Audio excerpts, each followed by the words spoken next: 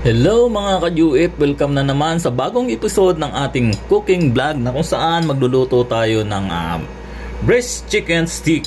So, pinainit ko ng dati yung mantika mga ka-UF kaya ipiprito na natin tong aking ibinabad na pityo ng manok. Binabad ko ito sa toyo at lemon.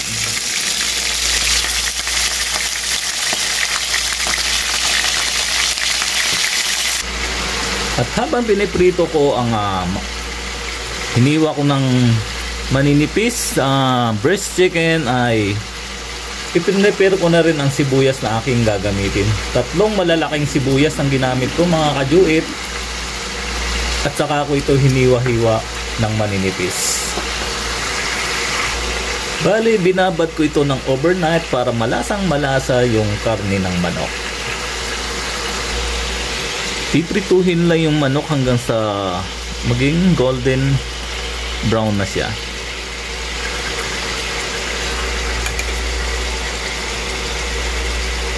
Ayan, dahil wala naman kaming pork dito mga ka-UF, beef, kaya karne ng manok ang ating gagamitin. Balihin natin ko lang din mga ka-UF ang karne para may magamit pa para sa ibang lutuin, dahil magluluto rin ako ng adubong sitaw para bukas. So yun, mayroon na naman tayong isang recipe, adubong sitaw with breast chicken meat.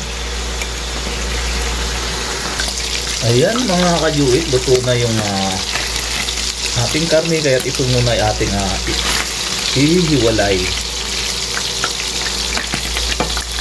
At saka ako naman piprituhin yung sibuyas. Ayan, napakaraming sibuyas mga ka-UF, dahil dito sa Saudi mura lang ang sibuyas.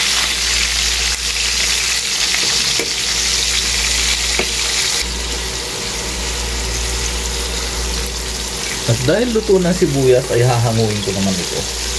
At saka ako gigisahin yung bawang. Saka ilalagay ang soy na may kalamansi na pinakasabaw niya. Lulutuin lang ito mga ka-UF, saka natin paghahalu-haluin ang sibuyas at yung ating piniritong manok. Pakukuluin lang mabuti yung soy na ating pangsasabaw.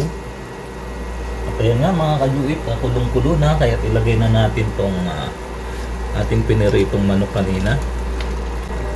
At saka ilalagay yung sibuyas na pinirito rin. Ayan, napakaraming sibuyas.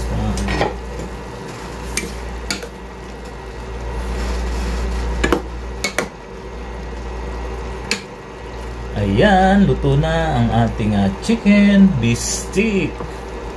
Kainan na. Yummy!